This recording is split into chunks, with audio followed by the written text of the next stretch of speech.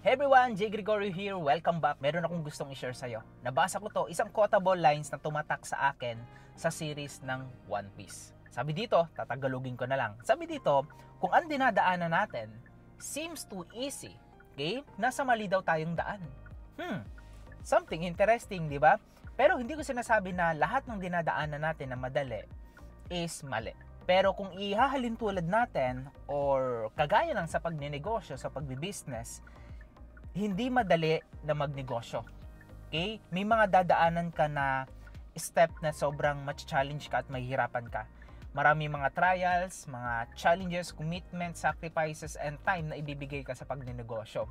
So, ang mindset ni Luffy ngayon, dahil nung bata pa lang siya, sabi ni Shanks sa kanya na i-pursue mo yung dream mo. Okay? Lagi yun yung quotable, yung mindset na binigay sa kanya ni Shanks. Kaya nung si Luffy is naging pirate na, ginawa niya na ano man yung mangyari, ipupursue niya yung dream niya. Kahit na mahirap at alam niya na mahirap yung pagdadaanan niya. So balik tayo dun sa pagnenegosyo. Okay? Kung magnenegosyo ka ngayon, tanggapin mo o i-expect mo sa sarili mo na may mga pagdadaanan ka na hindi ka komportable, na matcha-challenge ka na kumawala dun sa comfort zone mo.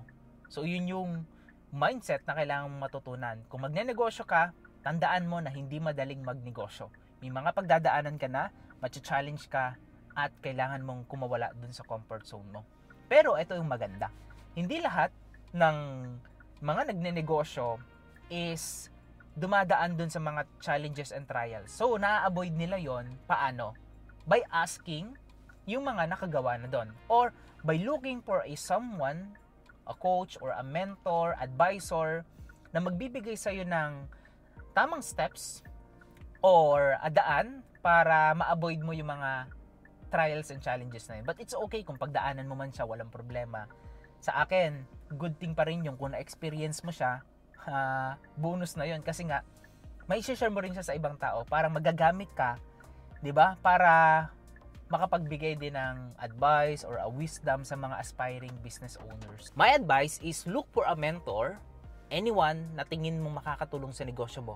And if you're looking for a mentor or a coach na tutulong sa'yo how to grow, scale, especially your online business, check the link below and ipapakita ko sa'yo kung paano ka makakapasok sa aking mentorship program. So once again, this is Coach Jay Gregorio. We are looking forward na makita ka inside my VIP mentorship program.